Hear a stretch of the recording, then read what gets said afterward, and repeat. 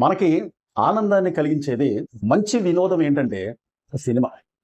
సినిమాకెళ్తే ఈ మైండ్ అనేది కొద్దిగా ఫ్రెష్ అయ్యి అంటే ఎన్ని బాధలున్నా, ఎన్ని ఇబ్బందులున్నా కనీసం ఇంతకు ముందు వారానికో, లేకపోతే ఒక 10 రోజులకో, లేకుంటే అంతగా సినిమా బాగుంటే ఒక వారంలో ఒక 2 సార్లు సినిమా చూసేవాళ్ళం. మనకి ఇంట్లో ఎన్ని ఇబ్బందులున్నా సరే రాజేంద్ర ప్రసాద్ గారి సినిమాకి వెళ్తేనో సరదాగా నవ్వుకుంటూ బయటకు వచ్చేవాళ్ళు.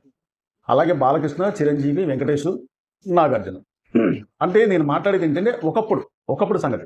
వీళ్ళ సినిమాలు చూస్తే హీరో అంటే ఇలా ఉండాలి, ఆ సినిమాలో పాటలు బాగున్నాయి, ఫైట్లు బాగుంది, కథ బాగుంది, కథనం బాగుంది, తీసే విధానం బాగుంది, నేను అభిమానించే హీరో మంచి మంచి ఫైట్లు చేసిందని చెప్పి చాలా గొప్పగా చెప్పుకునేవాడు వాళ్ళు.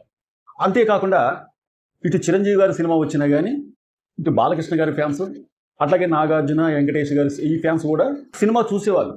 అది మన భేదం అంటూ ఏమి లేకుండా ఏ సినిమా హీరో వచ్చినా ఇటు నాగార్జున, వెంకటేష్, బాలకృష్ణ గారి సినిమా వచ్చినా కానీ చిరంజీవి గారి అభిమానులు వెళ్ళి సినిమా చూసేవాళ్ళు. అప్పుడు సినిమా మొత్తం కూడా హౌస్ఫుల్ అయిపోయేది. కానీ రాను రాను రాను రాను రాను ఇది ఏ విధంగా మారిందంటే హీరో అంటే నేను అభిమానించే హీరో ఒక్కడే హీరో, అవతల హీరో హీరోనే కాదు అని సోషల్ మీడియా సాక్షిగా ట్రోల్స్ చేయడం మొదలేశారు.